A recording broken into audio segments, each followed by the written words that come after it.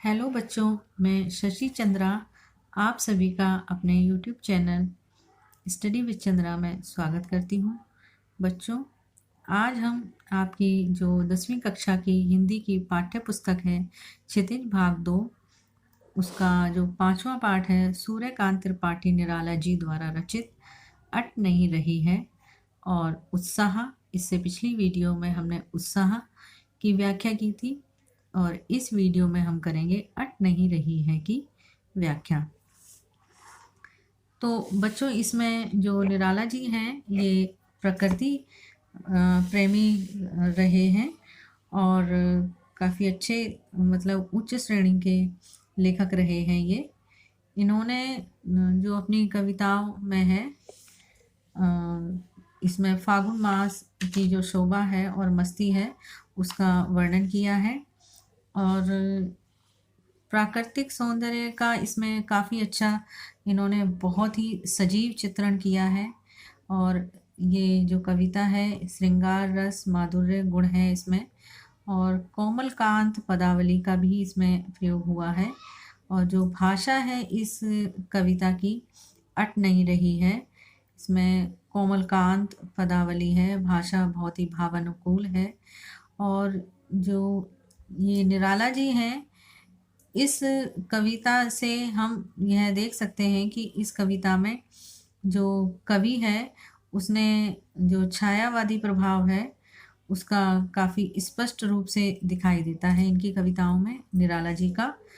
और यह जो कविता है वो छोटे छोटे वाक्यों में ढली कविता का बहुत अच्छा सौंदर्य देखने को मिलता है।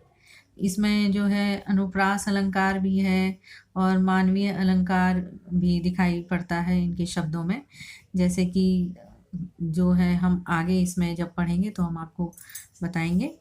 तो बच्चों, चलिए शुरू करते हैं। यह कविता अट नहीं रही है।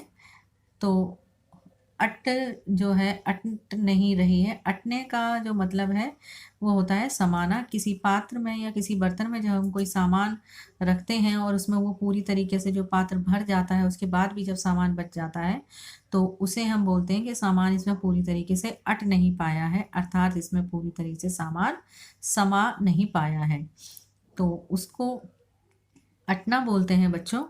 तो यहाँ पर जो सूर्यकांत त्रिपाठी निराला जी हैं, ये इन्होंने फागुन मास का बहुत सजीव चित्रण करते हुए बताया है। अट नहीं रही है आभा फागुन की तन। आभा का मतलब बच्चों सुंदरता, और फागुन फागुन का मतलब है जो फागुन का महीना होता है, ये फरवरी और मार्च के बीच में आता है। होली जब आती है तो फागुन का महीना होता है। बसंत का महीना भी, बसंत ही बसंत चारों तरफ दिखाई देती है, मतलब बहुत ही सुंदरता उस समय दिखाई देती है चारों ओर। और इसमें जो कवि है उसने फागुन महीने की सुंदरता का बखान किया है। वसंत ऋतु का आगमन जो होता है उसी को ही हम फागुन महीना बोलते हैं और उसी का ही इसमें बखान किया है निराला जी ने।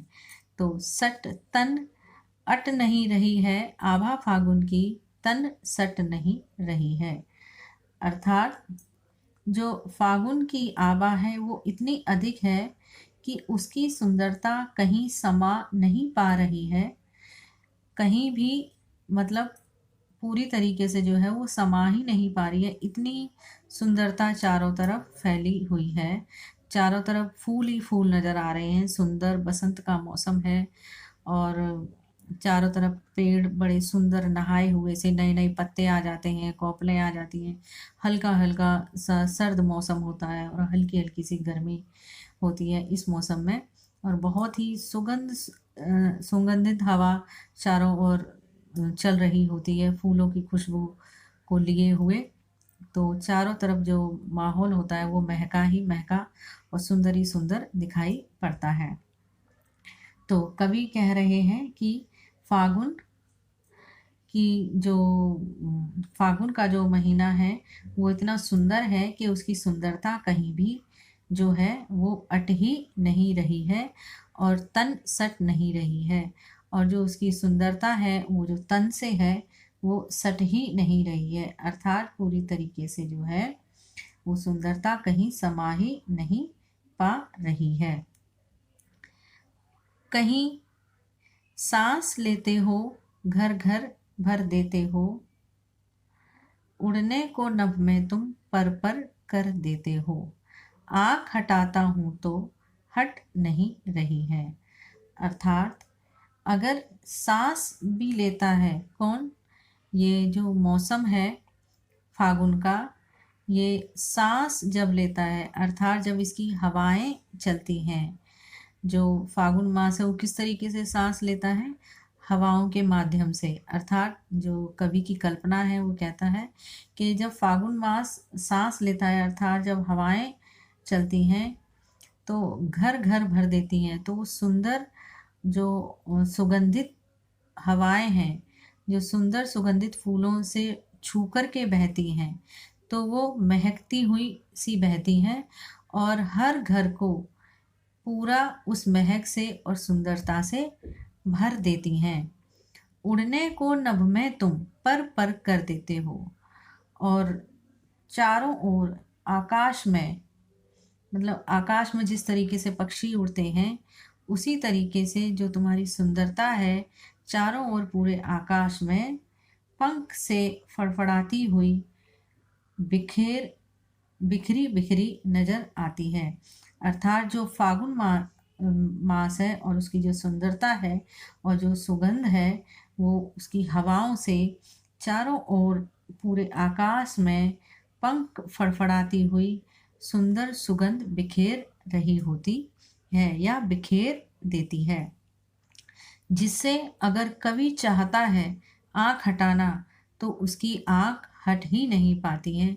इतना सुंदर दृश्य है, इतना मनमोहक दृश्य है कि कवि चाहकर भी अपनी आँखें इस दृश्य से हटा नहीं पा रहा है। पत्तों से लदी डाल, कहीं हरी कहीं लाल, कहीं पड़ी है उर्मे, मंद गंध पुष्पमाल, पाट पाट शोभा श्री पट नहीं रही है। यहाँ कवि कहते हैं पत्तों से लदी डाल, जो पत्ते हैं पेड़ों पर, पेड़ों की डालों पर नए नए पत्ते जो आ गए हैं और उससे जो डालें हैं वो लद गई हैं। लदने से मतलब है जो डालें हैं वो भर गई हैं या भारी हो गई हैं उन पत्तों के वजन से, जो कि पहले सूखी हुई सी थी। कहीं हरी कहीं लाल, कहीं पर तो हरे हरे पत्ते दिखाई देते हैं पेड़ों पर और डालों पर, और कहीं लाल लाल छोटी छोटी सुंदर सुंदर बड़ी कोमल सी कोपलें दिखाई देती हैं। अर्थात नए नए छोटे छोटे पत्ते डालों पर उगते हुए से नजर आ रहे हैं, जिससे कि जो डालें हैं वो लदी हैं। कहीं पड़ी है उर में मंद गंध पुष्पमाल, जो उर है वो बच्चों हृदय का पर्यायवाची है, और मंद का मतलब धीमे धीमे, गंध का मतलब खुशबू, और पुष्प का मतलब फूल, और माल का मतलब माला।